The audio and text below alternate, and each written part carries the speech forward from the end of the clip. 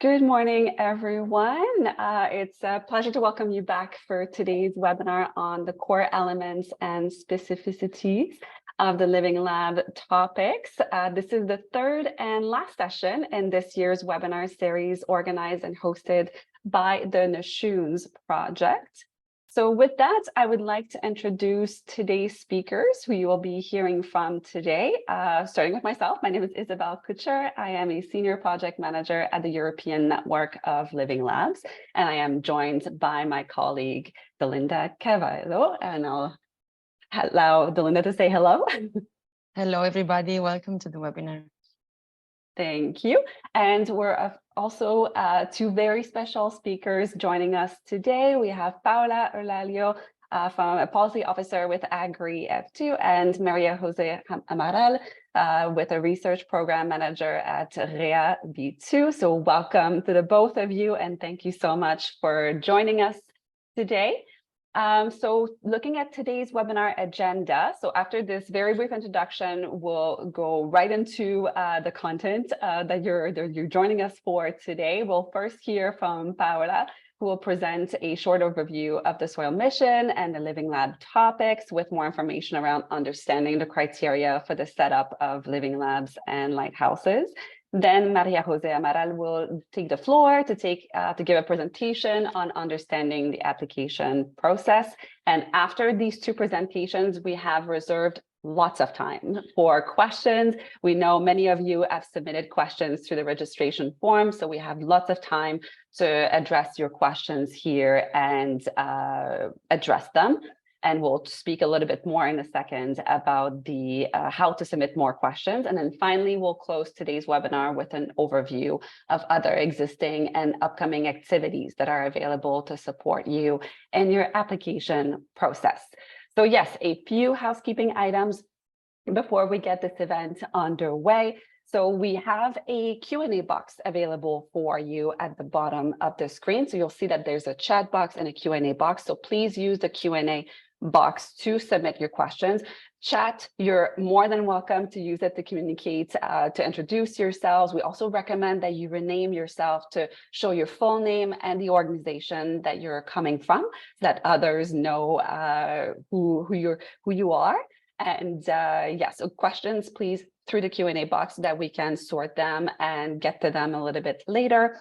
Also, if you have given your consent during registration to receive updates from Nashoons or to receive information from other initiatives related to the EU soil mission, you always have the right, of course, to withdraw your consent, and you can do so by emailing us at info@nashoons.eu. And finally, this event is recorded, and as with the other webinars in this series, we'll be sharing them on the Nashoons website so that others who might have to miss today's session can enjoy the content, and so that you can also review the content at a later date should you need to. Okay, wonderful. And finally, just a quick disclaimer on the licensing of this webinar. Wonderful. So with that, I will turn it over to Paola for the first presentation today. Thank you so much, Paola.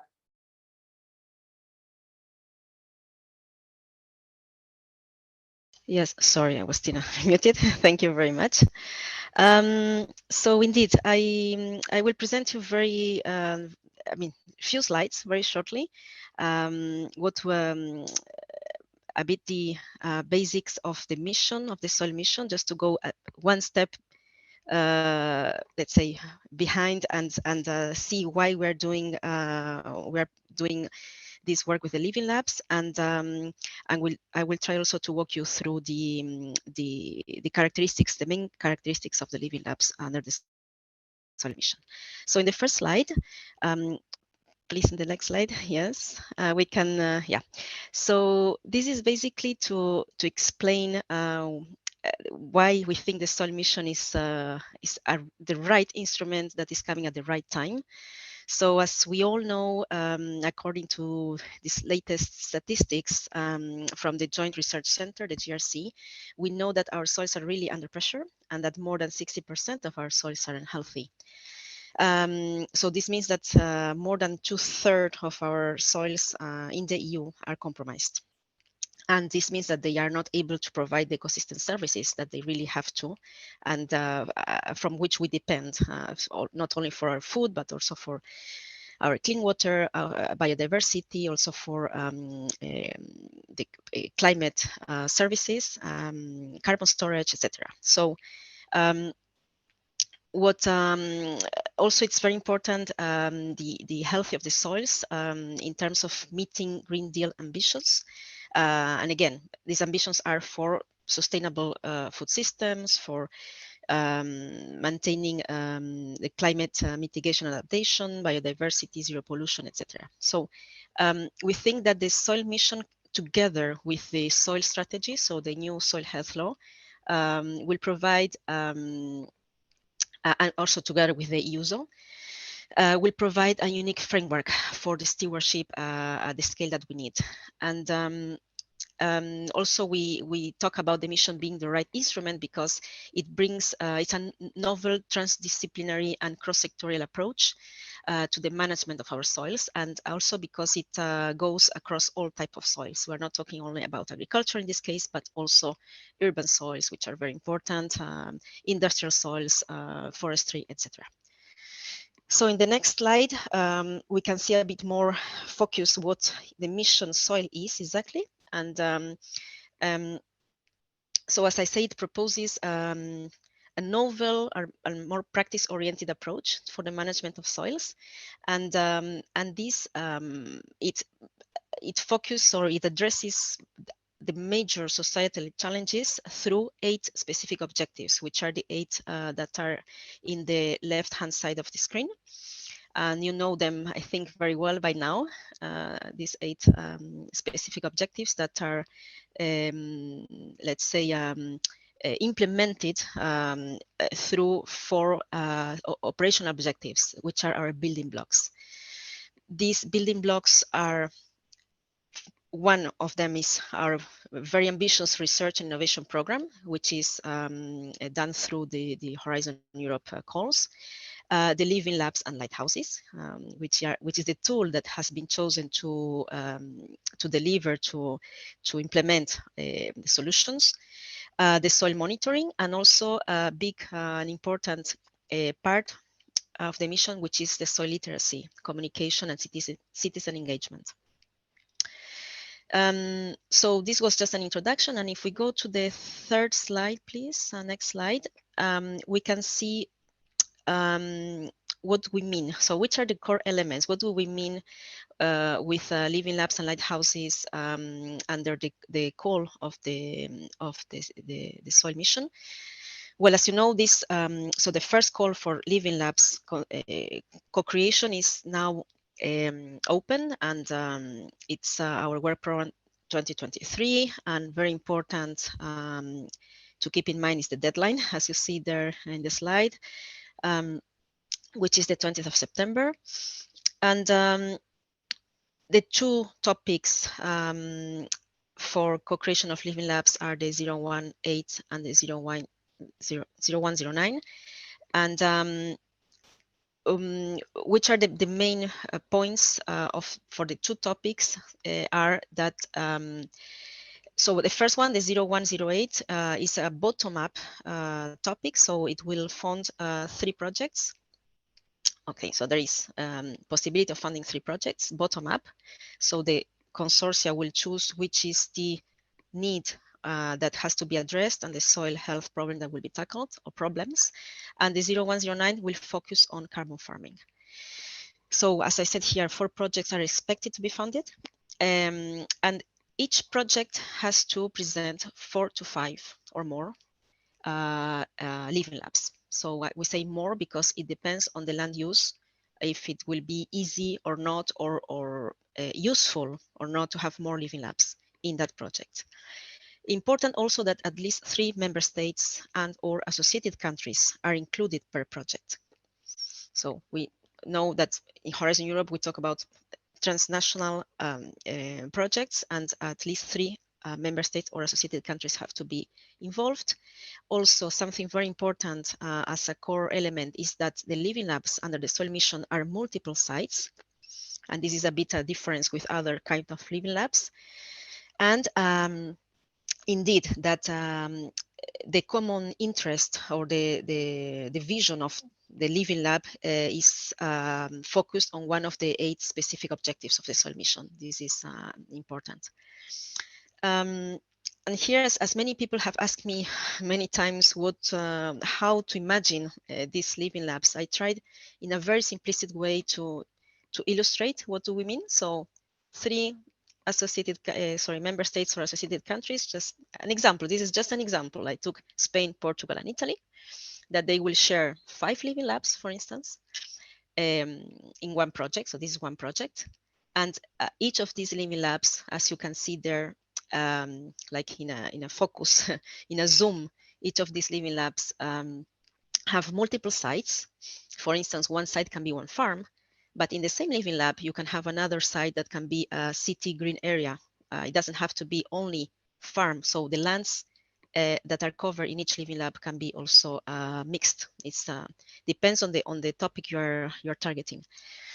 And as you also see in the graph, the Living Lab needs to have also multiple partners. And this is something that has, I think, already been mentioned several times by our colleagues from nations when they explained very well and very clearly the quadruple helix and the approach of multiple partners in a Living Lab.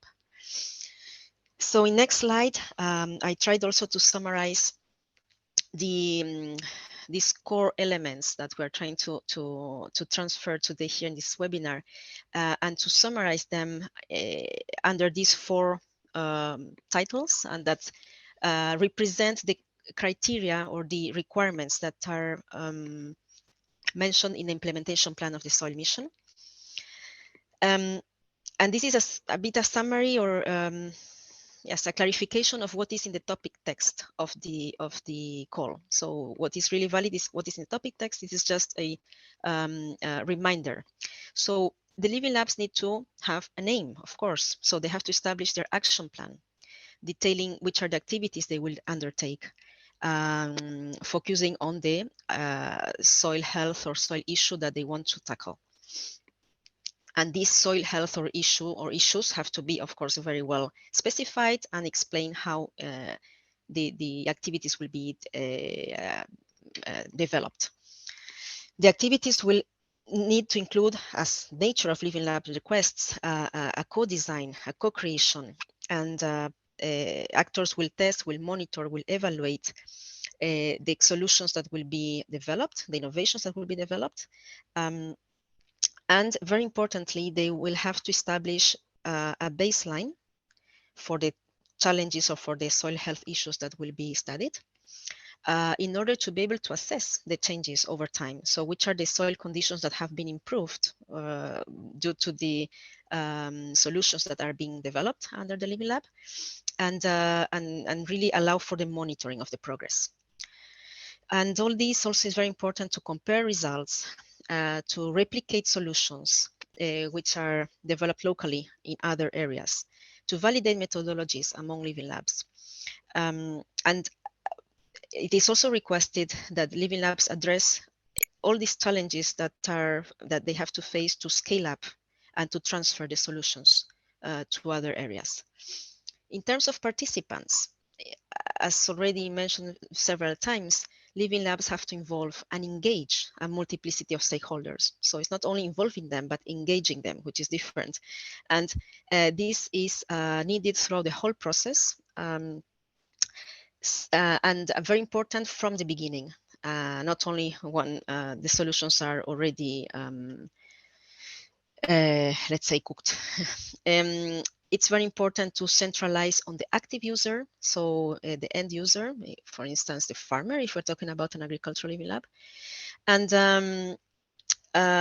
yes, and here is where it comes the concept of the quadruple helix and the importance of having really not only researchers or academia involved, but people from the public sectors, the private sectors, the governments, for this link with the policy making, citizens, so consumers, really all kind of actors that are important in the value chain for this for the type of solutions that the Living Lab is looking for.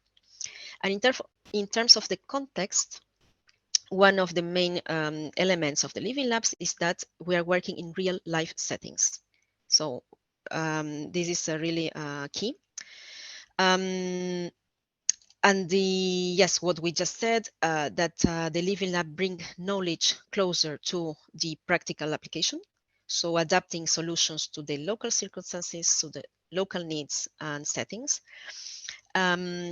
And the follow of the participatory approach, where everyone has a say, where everyone has the right to participate, and a transdisciplinary approach where different disciplines are included in the making of the solutions.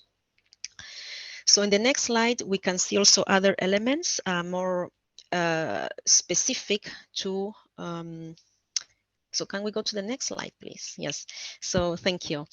So these are specific conditions or collaborations that are requested for the Living Labs under these that will be proposed under these topics to let's say to take stock and to profit of all the rest of the projects that are ongoing or that will start very soon.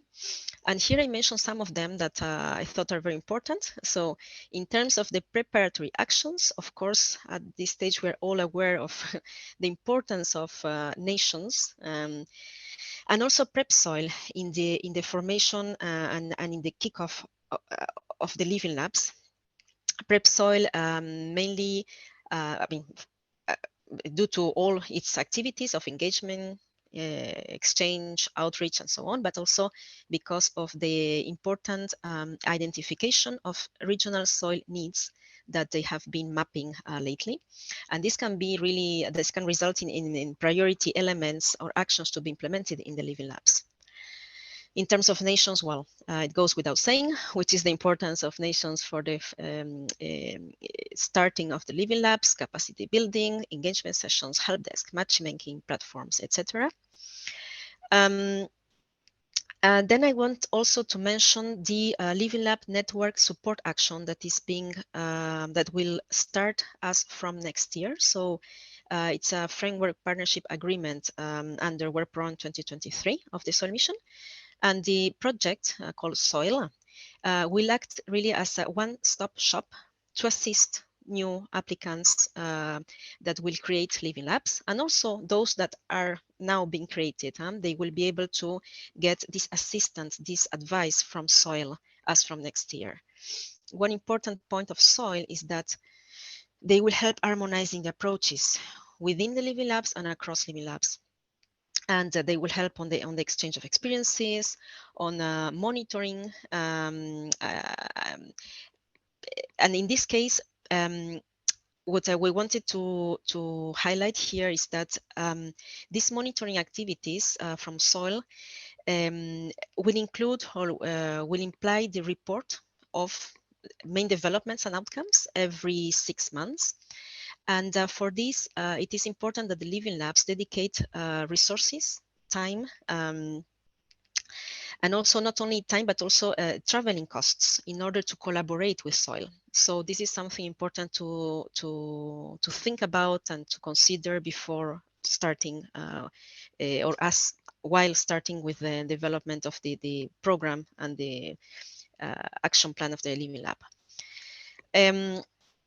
Other projects that I think are important to highlight herein, but this is not limited to these ones, but I think it's important to talk about the Work Program 2022 projects that have just been funded, like NBB Soil. Also, we have Humus, another important project that is starting now and that will have specific links with the Living Labs, as they will help to form advisors to soil health. Important is the link with the European Soil Observatory, of course, that is hosted by GRC, both in terms of data repository and exchange and monitoring. The future partnership of agroecology, I think there is a big chance that cooperation and synergies are formed between Living Labs on the soil mission and the ones on the partnership. And as we also said in the topic text, it is very relevant also to keep an eye on the EIP Agri operational groups, which are relevant to the soil health challenges to be addressed in the soil health, in the soil Living Labs. In the next slide, I think, yes, I just put some links in terms of communication, important sites that may be useful for you to visit if you need to look for further information.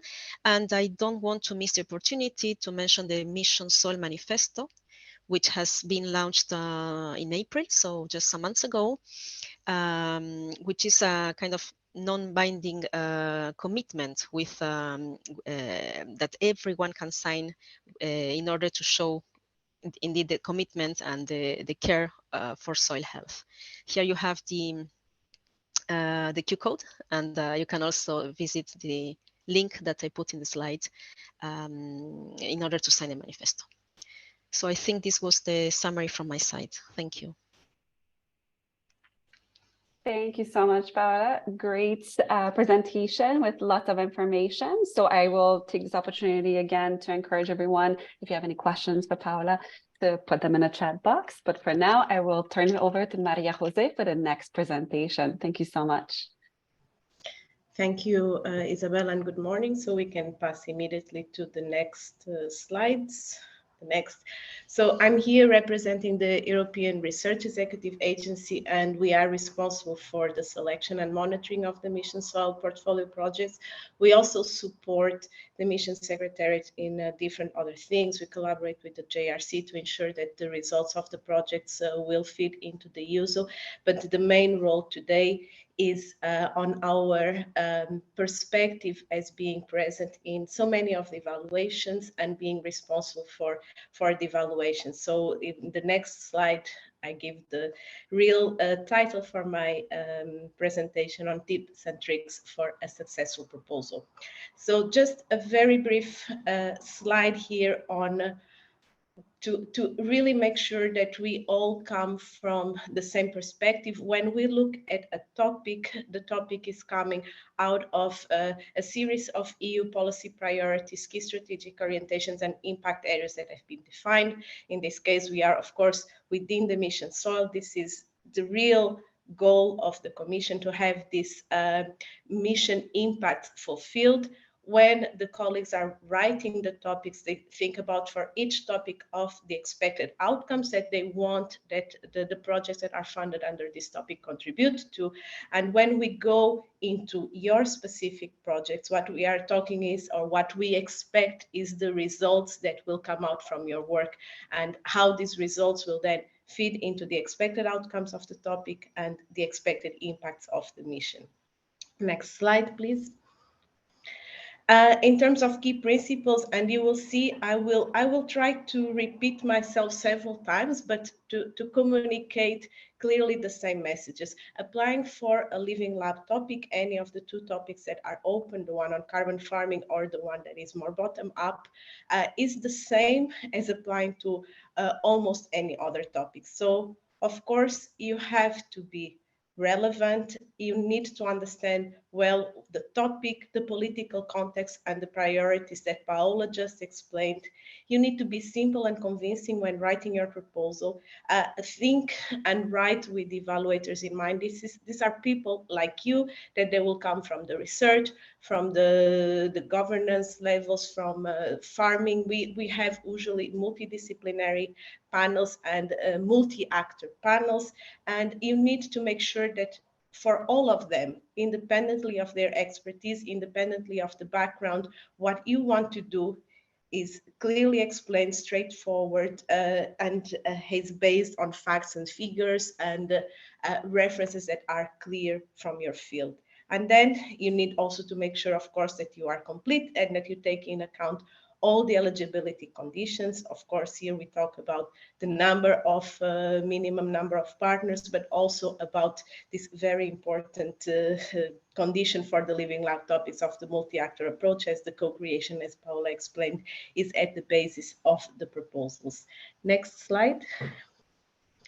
So again, key principles, and now thinking a little bit with the Living Labs more in mind with these two topics, and particularly first maybe with the bottom-up topic. Being a bottom-up topic, it's the consortium decision on which soil health challenge or challenges they are focusing, which objectives of the missions are going to be tackled, and where are you going to situate the Living Labs. Of course, you have to comply with this rule of at least 3 different member states. Living Labs have to be situated, but then you have to really, the rationale for all the rest is your decision. It means also that it's your responsibility to explain why this makes sense. Why is this your focus and not that? Why is this an important focus?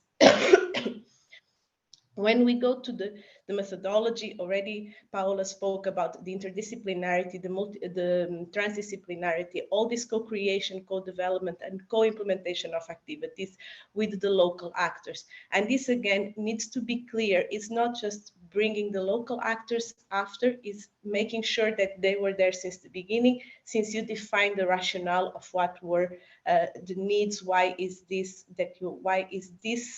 aspect that you chose to focus on in these sites important also for the local actors, and how how are they going to be engaged throughout the entire process.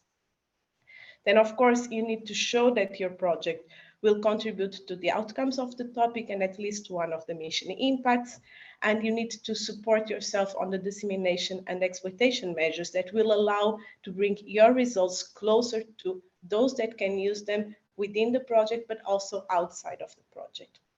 And then in terms of the work plan, okay, here we talk about the quality of your work plan, how you're going to use your resources, and how is your team the best one to deliver on the idea that you propose.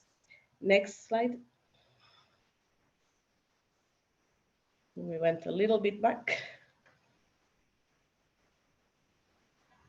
Yeah, thank you. So as I mentioned here, I'm from the perspective of what happens during the evaluation, how we will select some proposals over others. So of course, when you are writing your proposals, and you know already the proposal template is organized in terms of different sections which correspond with the evaluation criteria. And it's important that you keep in mind the proposal template, the terminology that is therein, and the explanations that are given, because all these different elements that compose the proposal template, they translate into the evaluation criteria. So we are going to assess the objectives, how ambitious the proposal is, how it goes beyond the state of the art, the methodology, the concepts, the interdisciplinarity, the open science practices. We look at the outcomes and the impacts and how you contribute to them. And here I will refer it again, but the likely scale and significance of the contributions,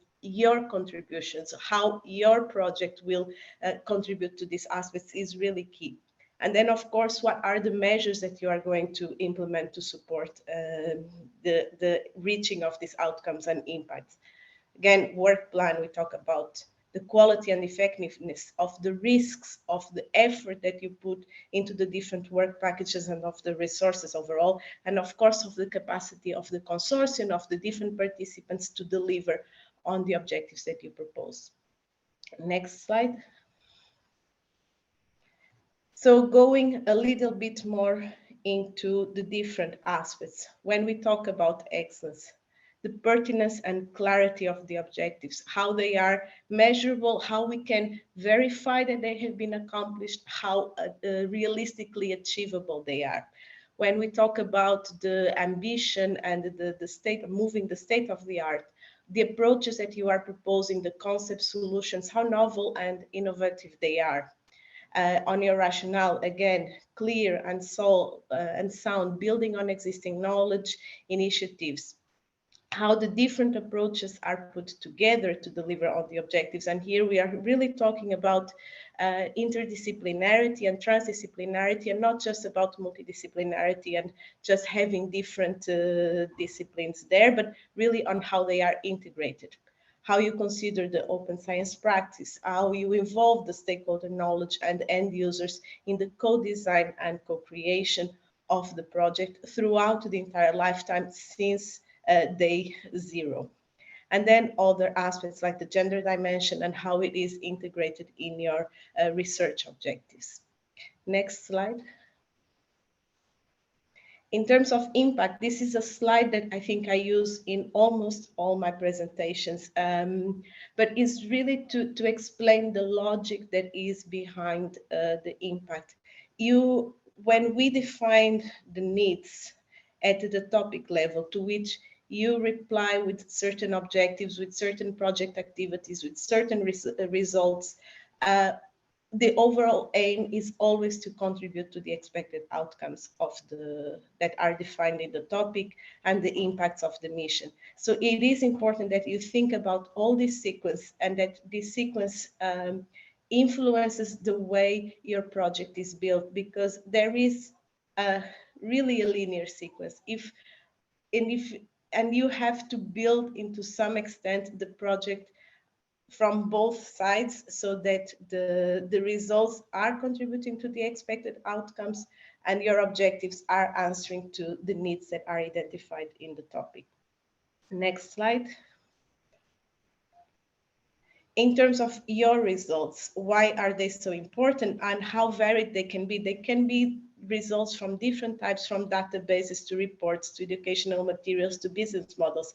It's up to you to define what are the results that you are going to deliver, to whom, to which type of actors they are relevant, and to show that you have this contribution to the outcomes and the impacts, to really think about how you are going to use your results to reach these target audiences. Next slide.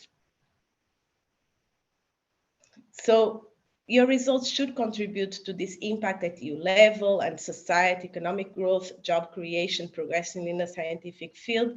But it is really up to you to define the logical steps from your results to the outcomes and the impacts, and to make them credible, because of course you can say that your results will contribute to reach the moon.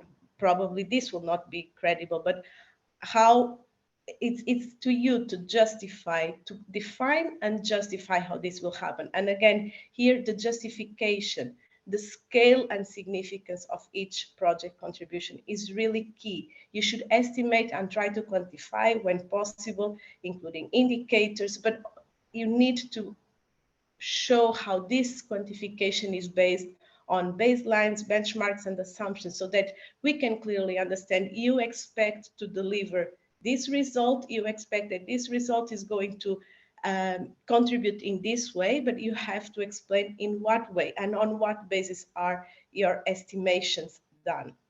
Of course, very important also to understand what are the potential barriers and to explain how you have considered them on your work.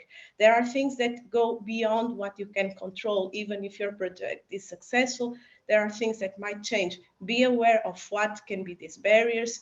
Be aware of potential solutions that you can implement to overcome them. And again, going back to the target groups, who are the ones that can benefit from your results? How, and make sure that you really think about them when you are defining your dissemination exploitation measures, which are, I think, part of the next slide.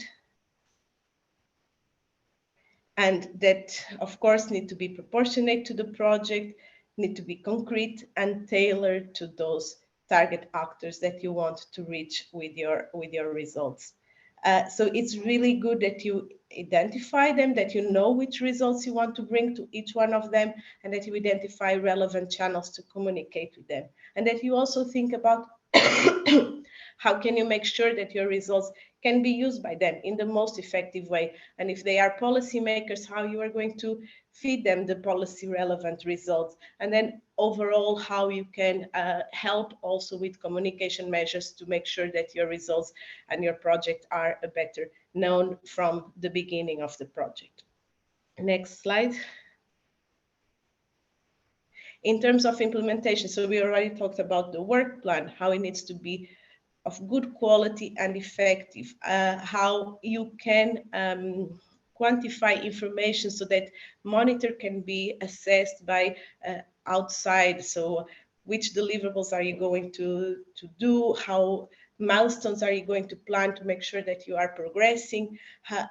How the logic structure from a task to another task to the next work package is organized and makes sense. In terms of the resources, also that you have enough resources in each task, in each work package to deliver on their objectives and on deliverables that you planned.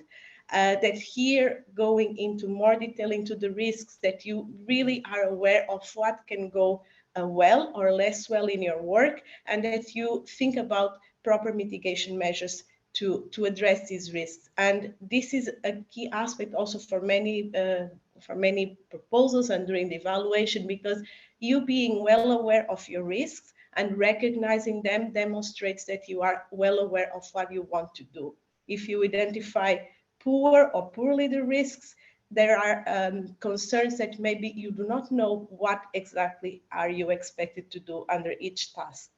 Then, of course, when we talk about the consortium, they have to match what you want to do. They have to bring together the necessary disciplinary and interdisciplinary knowledge, and they need to have infrastructure to carry out the project activities as well as complement one another. There's no point of having 10 similar project partners and then missing a huge part of the expertise that you need to deliver the project. So everyone that is there should have a valid road, adequate resources to fulfill that role. Next slide. In terms of legal entities, so here again, as for the other Horizon Europe proposals, there's no difference. Any legal entity on member states, overseas countries and territories, countries associated to Horizon Europe, low and middle income countries, and international European research organizations can participate and receive funding. Other entities can only participate. And in terms of partnerships, there can be beneficiaries, associated partners, or affiliated entities. And next slide. Particularly for this topic, you can also use financial support to third parties.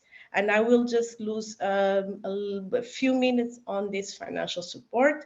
This is not a novelty in Horizon Europe, but it is a type of support that is less known and that we have received a few questions regarding the Living Lab topics and how it can be used. So first of thing, this is an option for a consortium, is not a mandatory option. So it means that you might decide that you do not want to use financial support to third parties, or that you do want, and in that case, it's a way of beneficiaries to award cascade funding to third parties. It allows that key activities of the project can be implemented by certain smaller actors that would not maybe make sense to have as full beneficiaries in the grant. And in the case of the Living Lab topics, it can be given in the form of grants or with or without a call for proposals. There are a series of rules that are related with this the financial support to third parties regarding the costs and how it can be implemented, and these are described in the annotated grant agreement. And there is no decision also a priori if it's one beneficiary or several beneficiaries that can award the financial support to third party. Again, these are decisions of the consortium in case they want to use this instrument, but they need to be, the understanding is that the beneficiary that has the funding support is responsible for the proper use of the financial support by the recipients that do receive it. Next slide. What does it mean for the proposal? So in part A, you need to fill in the relevant column and indicate which partner or partners would be giving financial support. And in the part B, you need to include the annex where you should describe what are the objectives and expected results for this specific part, for this specific support, what are the activities, what type of persons can benefit, how much would this person, natural or legal categories of persons receive, how the data will be publicly available, and comply with a series of conditions on transparency, equal treatment, conflict of interest, and confidentiality, which are required for any recipient of financial support to third parties. So this means that you need to think about how you are going to distribute this funding, even if there is no call for proposals, even if it's your decision of how this would be distributed, you need to justify it how you would do it. And we have also published 2 frequently asked questions on this aspect that are included in the topic. If you go to the Funding and Tenders portal, you can see them there and provide further clarifications in case you want to include financial support to third parties in your proposals. Next slide.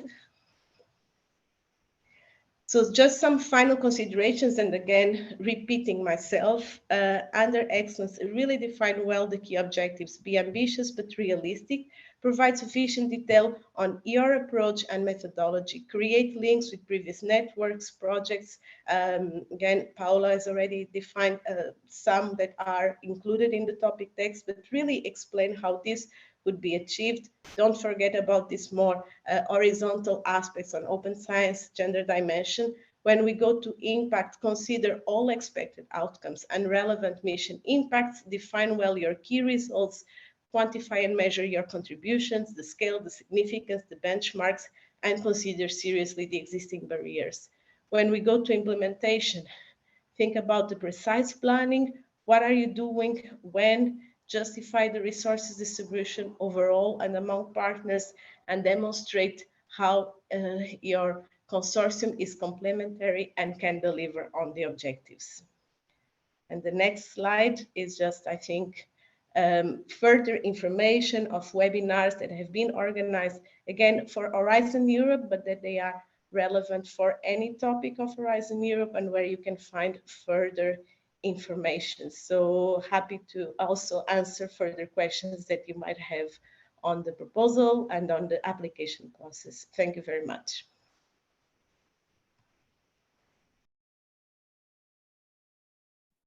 Thank you so much, Maria Jose. It was a very insightful and interesting presentation. So for any of you who has maybe questions for Maria Jose and also for Paula, we invite you to share your question in the Q&A box so that we will address them at the end of the presentation very soon.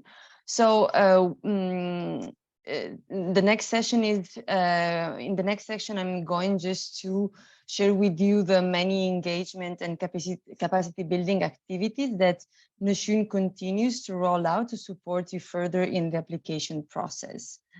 So the Noshun partners have organized national engagement events. The first round is completed, but you can still watch the recording on the Noshun's webpage. Fact sheets and e-learning materials are now available online to inform and train on the topics of the living labs, the open calls, and the different type of living labs in different land uses. We have also recently launched an online help desk and FAQs to support and answer to your questions. So you can go on the Noshun's website and search for these specific pages. Webinars specifically on setting up, developing and enlarging living labs have been organized. You can watch the recording on the previous webinars on the Living Lab Essentials and on the governance and business models on the Noshun webpage. So this webinar will be also uploaded on the Noshun so you can rewatch it in a later stage. A list of national coaches and mentors can be found on the Noshun webpage. So we invite you to contact them so they can support you in developing your application. And thematic events will be held on different themes for specific land uses. Finally, we have a matchmaking platform that is available and that will help you to facilitate the creation of partnership. I would like to address a particular attention to the matchmaking platform because it is an incredible tool to create new partnerships. So after you register, you should pay attention on add specific details and all the necessary information to your profile so that other participants can understand what your skills and your interests are, and so identify whether there is room for collaboration.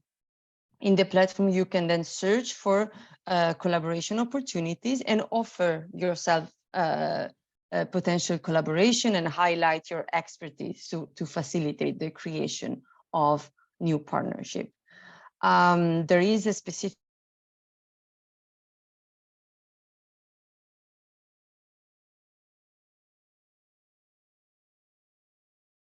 Oh, Delinda, I think your audio maybe just went. Can you hear me? You're back. Yes, good. Thank you. Okay. So there is a specific section where you can search for companies and participants by filtering the information you're looking for. And you can also use the marketplace platform to search for collaborations. So we want to show you that we have already addressed some questions about how to set up a living lab and about the experimentation sites and on the creation of partnership and soil topics in the previous webinar. So we suggest to watch the recording and to know more about this question we already addressed. And now we'll go through some questions that we have received for this specific webinar, and Maria Jose Amaral and Paula Eulalio will help us in address them. For this, I'm going to invite Paula and Amaral to maybe, to help me. So should Living Lab also explore questions on democracy? Could Living Lab plan an exchange with overseas Living Labs and common priority topics? So maybe Paula, you want to jump in for the question? Yes, sure. So these are two different questions, right? But starting with the first part, yes, while I think it's extremely important to explore questions of democracy, and I think in relation with soils, in this case, I could think on issues like access to land, for instance. But this is really not the focus of the soil mission. I would say it's not among its specific objectives as defined in the implementation plan. And so, no, I would think it's not part of the focus for the moment. And then if Living Labs can plan exchange with overseas Living Labs, well, yes, the EU has overseas territories. So these territories can be included in the Living Labs. I don't see why not. And in this case, I think we should not forget also that so EU funding in this case, so the Horizon Europe program is open to international partners, and they could be financed if duly justified. So so each country has to check which is the status they have concerning the association to Horizon Europe. But yes, in principle, the answer is yes. Thank you so much. So we'll go to the next question. How many years is one project, should last one project? Yeah, so this question is, I have received it also in other opportunities. And in fact, it's not fixed. There is no minimum, no maximum, but it's as any other project, I could say, under Horizon Europe. Although in this case of Living Labs, and we're working with soil issues, which usually take long time to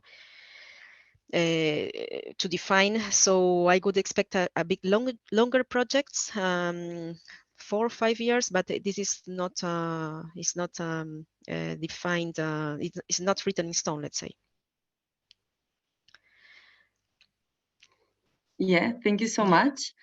So we have received also this question about if it was possible to share more information on Living Labs and lighthouses. we have addressed in specific these topics in the previous webinar. So we invite you to to rewatch the recordings. Maybe very short, I can repeat the definition of living labs as user-centered, place-based and transdisciplinary research and innovation ecosystems, which involve land managers, scientists and other relevant partners in systemic research and co-design, testing, monitoring and evaluation of solutions in real-life settings to improve their effectiveness for soil health and accelerate adoption. While lighthouses are places for demonstration of solutions, training and communication that are exemplary in their performance in terms of soil health improvement. So also in the Nashun's website, we have produced fact sheets. You can find fact sheets and material that can help you to have a better understanding of the living labs and the lighthouses. So if we go to the next question, do we need to sign a contract among all partners that are not beneficiaries? Maybe with this, I don't know if Maria Jose want to answer? No, there is no obligation to sign a contract with partners that are not beneficiaries. For the topic, there is a request that there is a consortium agreement, and this is to be signed by the beneficiaries and other partners. And in here, you can also consider specific aspects that might be of relevance with those that are not receiving funding or even not automatically listed as partners for the grant, and I'm thinking about other parties, but this is to be defined by the consortium, and there is no obligation stated from our side beyond the consortium agreement. Thank you so much. Then we go to the next question. What is the role of Living Labs actors and stakeholders in defining the objectives and topics during the project and the Living Lab operational cycle? So maybe I turn it over to Paula.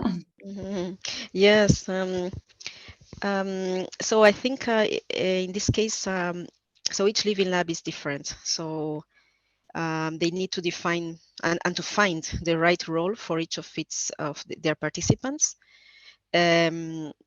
We also talked many times about the local characteristics or embeddedness of Living Labs. So we cannot fix a common scheme that will fit all. But I think, as Maria Jose just said today, it's important that each actor has a specific role and is useful within the Living Lab. It makes no sense to have several partners with the same capacities or knowledge and miss some other disciplines which are always important for the correct functioning of the Living Lab. And I also heard from previous webinars of nations that you also recalled of the utmost importance of Living Labs finding so the partners of a Living Lab finding the common goal for all of them, so that everyone finds something useful on the Living Lab. So there is not only one stakeholder that defines the objectives or the topics, but it has to be really a co-creation, and it has to be in agreement with all actors. I think this is important. Thank you. The next question is about can Living Labs be created with both existing and new ones? Yes, this is something also that we have been asked before, and indeed both newly formed and existing Living Labs initiatives, let's say, can participate. So for the existing ones, it is important that they ensure that the way they will, let's say, they will be now added to the project, to the proposal, does really fit with the requirements that we have just explained today, the requirements that are set up in the topic text, in the implementation plan, so that they really follow the criteria, the requirements of the Soil Health Living Labs. so they create really new value, and that the work they do is really related to this project. This is important. We cannot, let's say, we can profit of existing experiences, and it's very important, existing setups, and but applicants have to really pay attention to not continue business as usual, but really invest on this project. I don't know if that's clear. Yeah, I mean, if any other question, or if participants have more questions, they can use the Q&A box and we can address them later. So Okay. have you planned to organize a Living Lab facilitator training? Yeah, so for this question, as I think I shortly announced during the presentation, that there is a project called Humus that is already running, and this project will engage with municipalities and regions, and they will create spaces to talk, to interact. They will create collaboration opportunities, and among other activities of this project, they will develop a training program to provide support to tools and knowledge for people working at regional and municipal level, as I said, and they can act as facilitators of living labs. Yes, why not? And then there is this other project, MB Soil, and there they are preparing specifically a 2-year training program. It's an online program, and then they have modules, and one of the modules is on Living Labs facilitation. So that's why I also mentioned today that Living Labs that will now be proposed under these topics will have to be really well connected with this other project that is ongoing, MB Soil and Humus.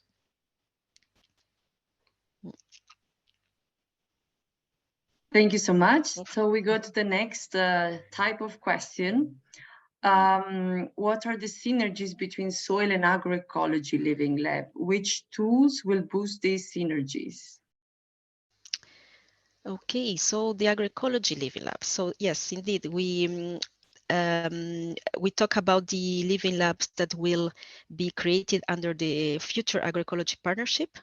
And we have always, while working on the partnership and on the soil mission, we have always considered that cooperation between both Living Labs is possible and is encouraged. And if you can see in the topic text of the soil mission, we do encourage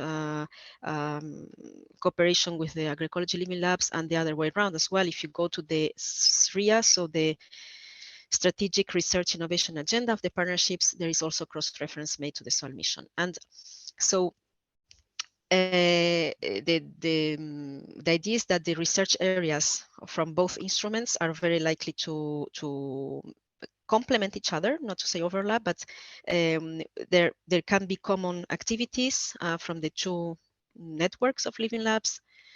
So we envisage, for instance, best practices exchange, for instance, or capacity building, or maybe potential sharing of sites, monitoring activities. So this is really possible because, as we know, activities, let's say, or practices under agroecology will always facilitate or improve or promote soil health. So there is indeed a close link between both. And just to summarize how I see the Living Labs from both instruments, they are both bottom-up approaches. They are there to co-create knowledge and innovation. They are both proposed in real-life settings. They ask for multi-actor approach, multidisciplinarity approach. So all these similarities between both Living Labs are very important, but we have to be careful that the soil mission asks for multi-sites Living Labs. We have been through that, and we show that several sites are needed to be included in a Living Lab, and this is not exactly the case for the agroecology Living Labs. So this is something to keep in mind, and also the focus so the soil mission is about all type of land uses, and agroecology living labs is of course about agricultural lands. So this is also something to keep in mind.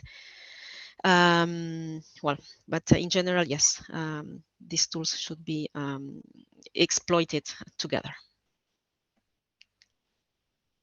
So regarding the mapping of living labs, it would be good to combine results from the coordination and support actions projects supporting EU partnership for agroecology living labs and research infrastructures. Yes, so I agree. I cannot agree more. So I think we talk about the CSAs supporting the agroecology partnership that are already and agroecology for, so AE for EU. These two CSAs are indeed mapping living lab initiatives and related to agroecology again, but it is a great source of information, and for instance, already has specifically a work program on the mapping that shows already not only the existing living labs, but also the research infrastructures and open innovation arrangements that can be always used at least as a source of information and of knowledge exchange as well. Indeed. Thank you. And how to resolve the terminology soils are non-renewable resource in proposal for living labs that concern soil regeneration?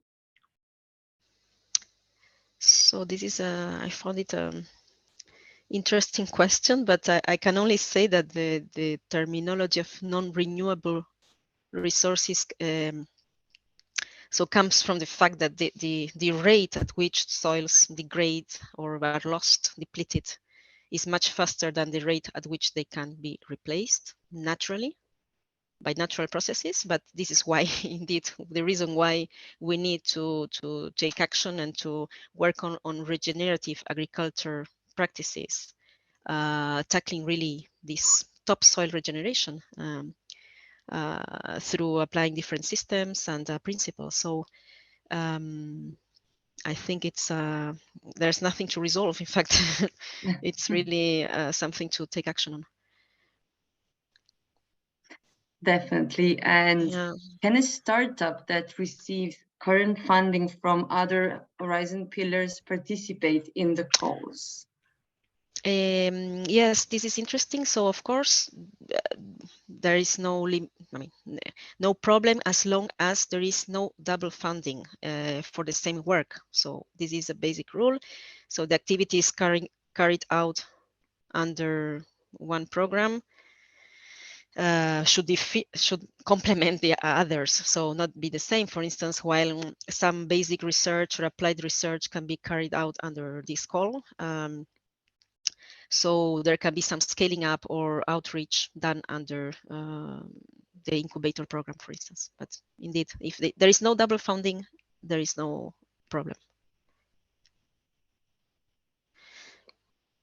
And then we go into the next question, how to take into account in the future European Union law to protect soil, the relation between soil use for human houses and human alimentation when the various countries from European Union present various needs. Okay, so here I see like also kind of two questions. So indeed, it's important for to emphasize that the advancement of the laws, in this case, the EU soil law, so sets the framing for conditions to protect soils, okay? And as soon as this law evolves or changes, it creates a need to adapt and a demand for research and innovation to validate it or to address these changes through research and innovation. So I think it's so research and policies have to be really feeding each other all the time. There is no beginning and ending, so it has to be a cycle. And I think this is an important question because you may have heard that yesterday the Commission presented and adopted its new proposals for the soil health directive. And so now let's see, it's now up to the legislative process to under Parliament and Council to proceed. But this is, I think, an important milestone for us.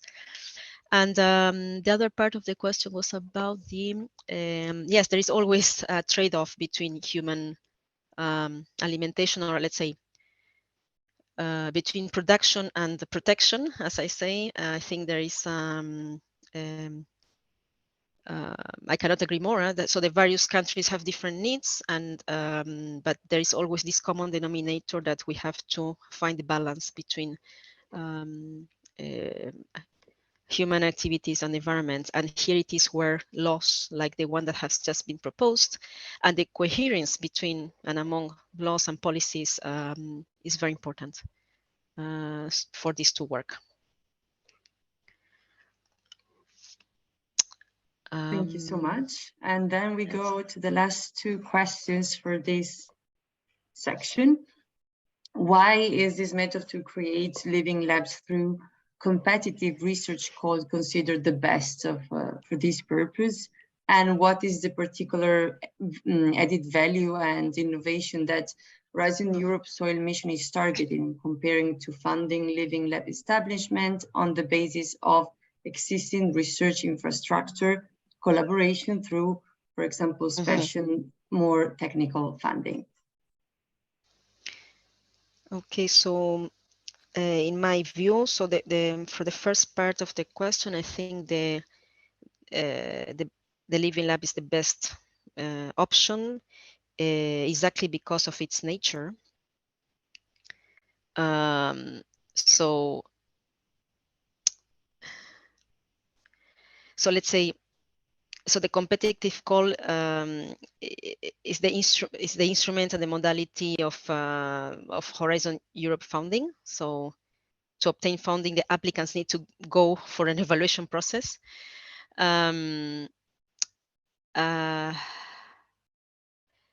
So let's say, specifically for the concerned topic of living labs, as also Maria Jose explained, so there is also the possibility as for farmers or other participants to get involved without going into this competitive call, so they could receive grants through the beneficiaries of the call, receiving financial support to third parties, for instance.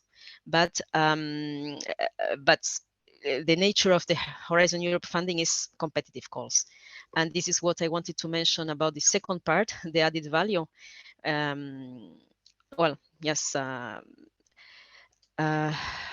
this is exactly, yes, what living labs are for. So living labs are real life sites to conduct research in a bottom-up manner. And I think that what the question asks about the existing research infrastructures are indeed more technical infrastructures, kind of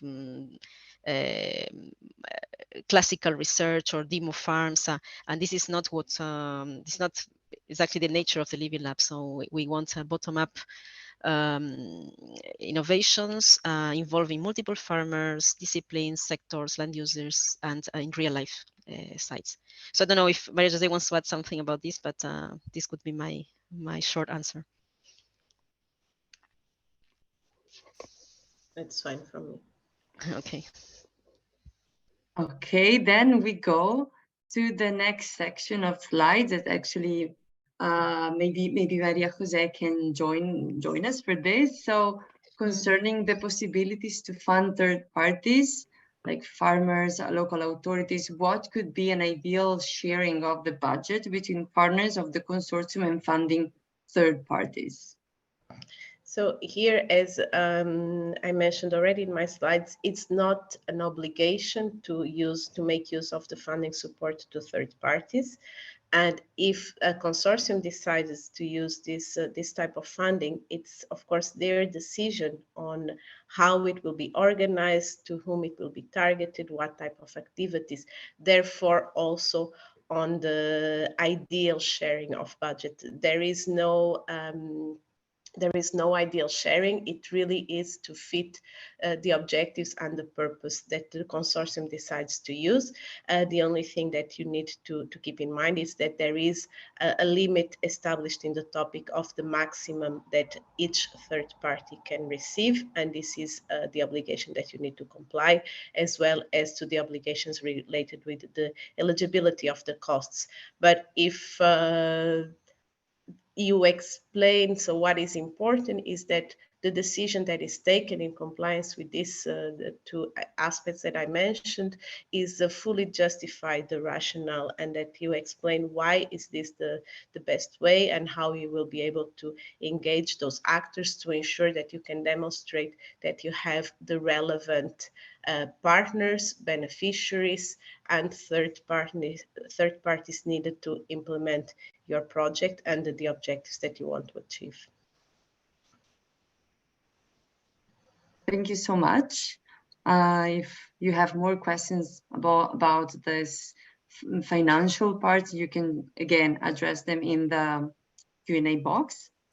Then we go to the next slide. Next question. Can own purchase costs can be considered eligible? Are goods as seeds, plants, and all material needed for experiment and test included? Yeah, as long as these are costs that are related to the project objectives and incurred by one of the partners, beneficiaries, or of the third parties that are part of the project, they are eligible, they are considered consumable costs under the other direct costs. Thank you so much. Then the next question is, who are the partners responsible for NASHOON's national engagement events? I can address this question. So in the NASHOON's website, in the section events, you can find the past events that have already been organized. And in these pages, you can also find the specific partners who organize or co-organize the events, and you can watch again the recording of the national engagement events. And where is it possible to find information about regional and cross-regional partnering initiatives?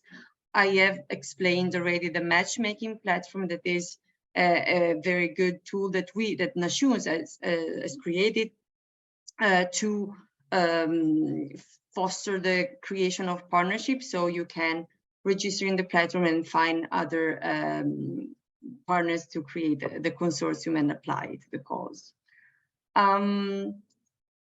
I think that we have received some more questions that we have received now. So maybe let's go through some of the questions. I don't know if maybe Isabel, you want to jump in as well? Sure. Absolutely. Okay, then I pass it to you. Thank you so much. Sounds good. Thank you. I'll give you a break. Perfect. Okay, so let's get through the questions that we've never seen through the Q&A box. There's still time for you to submit them, so feel free. So let's go to the first one here. So about the location of the living labs to include, what is meant by undertake experiments on several sites at regional or sub-regional level? Is it possible that 2 or 3 or more regions of a given country constitute a living lab while sharing the same soil health problems? Yes, I can take that if you want, Isabel. Yes, so indeed, of course, so the sites of a living lab are defined in the text at regional or sub-regional level. Because basically the actors in the same area can find relations among them. For instance, if we talk, the main example that comes to my mind for agricultural living labs, if it comes to pests or diseases they face in their crops, or nutrient scarcity in their soils, water availability, so on, but also contaminants in industrial or city soil. So yes, regional, this is the reason why living labs are ask for sites in regional or sub-regional level. So if you have 2, 3 or more regions on one country, yes, they can constitute a living lab, but bear in mind that there is no borders definitions for a living lab. It doesn't have to be in one country, it can be cross-country. And with this, yes, just to say that we see these regions as several stakeholders working on a functional region. I don't see it more like geographical regions, but functional regions with a common problem, indeed. Thank you very much. And there was maybe one related question that, in addition to the regional aspect, that also spoke to the different soil health challenges, and should all the living lab in the project work with the same soil health challenges, and maybe we can expand it to the same land use as well. Exactly. So there is no how to say, no obligation to work on the same soil health challenge or on the same land type. So it has to be a related soil health challenge. Of course, they have to have a common objective, but it can be more than one health challenge. So as we say, we can talk about improving biodiversity on the soil, and at the same time you're tackling your carbon content in the soil. So yeah, they can work in one or several challenges related and tackling different soil types, land types, sorry. Thank you very much. And it is correct that any living labs or any proposals that is focused on carbon farming should make sure that they apply to the specific call topics, number 9, Yes. for that particular challenge. Yes, if that's the main focus of the living lab, yes. Yes, indeed. Great.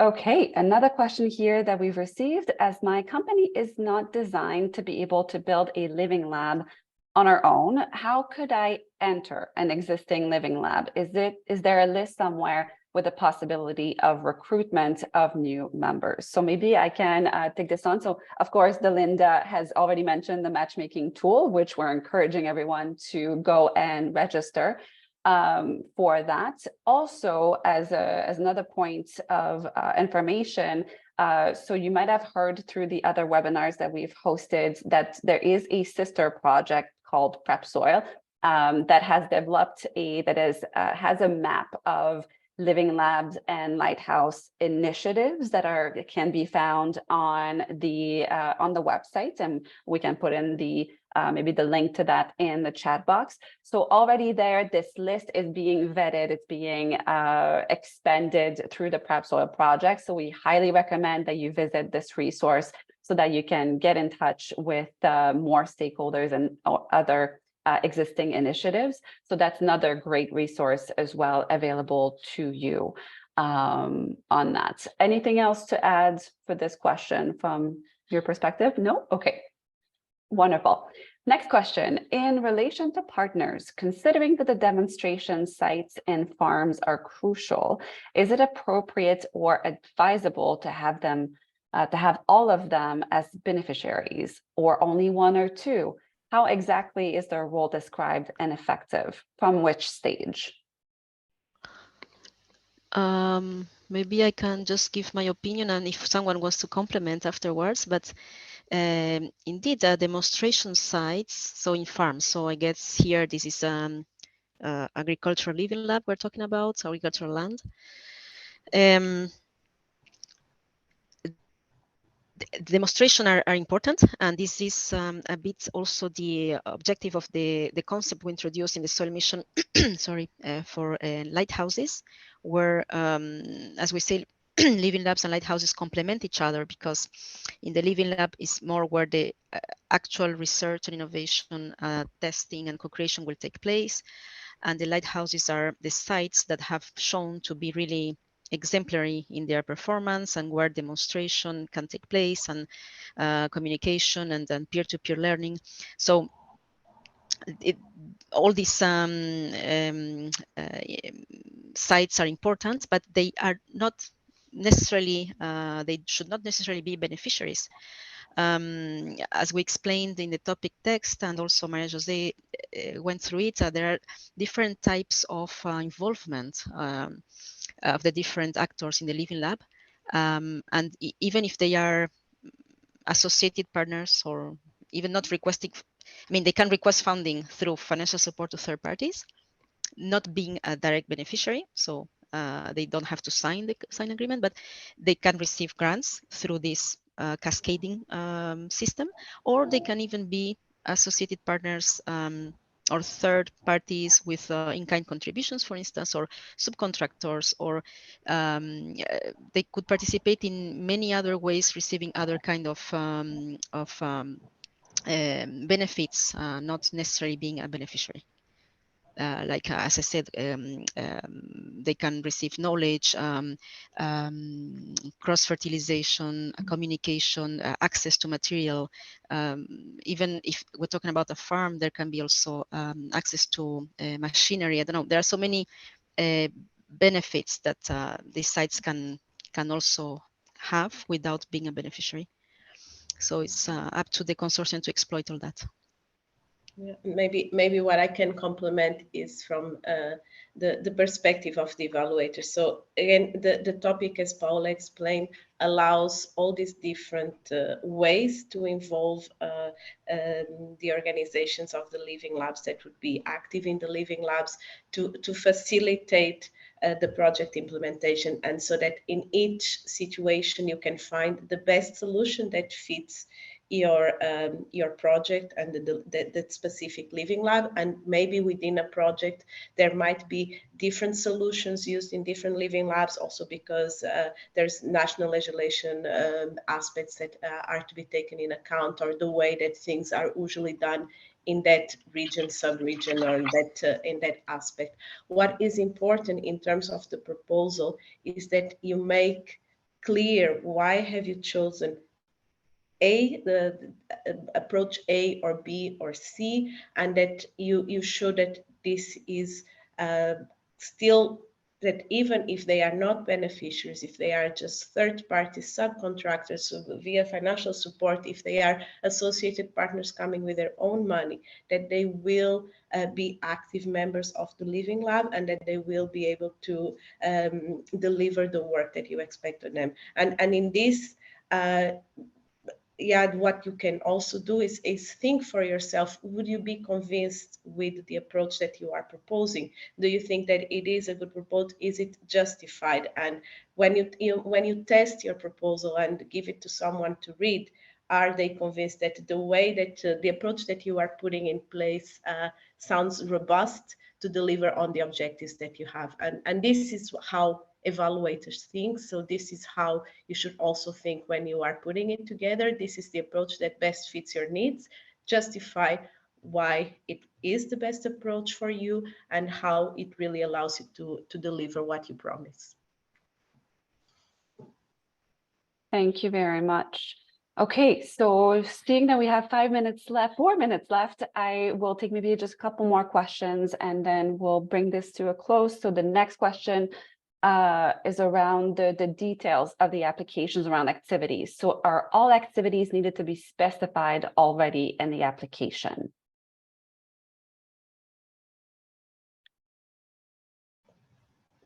I would say again, and when you are justifying your rationale, when you are justifying your work plan, when you are justifying what you are doing, as much as possible should be specified in the application, because if you leave a lot of vagueness, then you create doubts that you are able to implement and to deliver on the objectives and the outcomes.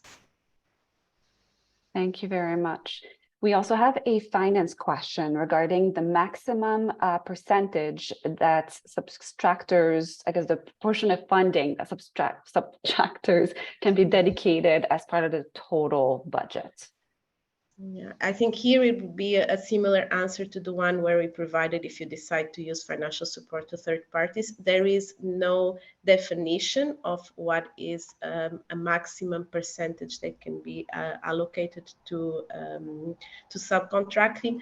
Again, it needs to make sense. It needs to be well justified. It needs to be to allow you to achieve your objectives and contribute to the expected outcomes of the topic. Great. Thank you very much. And maybe just one final question, because I know we've received this already from several folks, is around the timing for the release of the next round of calls. Yes, there I can maybe just give a hint, because we don't know it internally neither. So, but yes, we believe that early next year there should be another work program. Great. Thank you very much. I know we didn't get to answer all the questions, but fear not. We will make note of them. And what we're doing is that, as today is the last webinar in the series, of this series for this year, we're still compiling all the questions we've received over the past several webinars, and we're compiling the questions and answers, which will be published on the Nashoon's website. So you will still get answers to your questions very soon. So stay tuned for that. And of course, always be in touch with us if you have any questions. So thank you both, Paola, Maria Jose, for answering the questions. Maybe we can quickly put the slides back up for a quick conclusion. And Delinda, do you mind? Thank you so much. And I think it just needs to be, but yes, perfect. Okay, so yes, thank you very much again. So here's our quick call to action in terms of next steps for everyone on the line. So again, connect with others. And we have mentioned several times the matchmaking tool. So create an account. There's lots of people on there already looking to make connections. So make good use of that resource. Keep asking questions. If you have any doubts, you can reach out to us, of course, through the help desk that's available. We have a web form that you can easily fill to reach out to us with any other questions.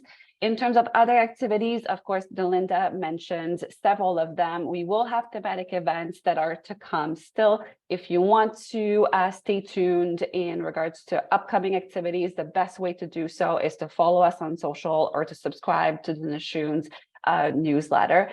And of course, a reminder here that the open call topics for the 2 Living Lab topics will be closing. The deadline for submission is the 20th of September at 5 p.m. Brussels time.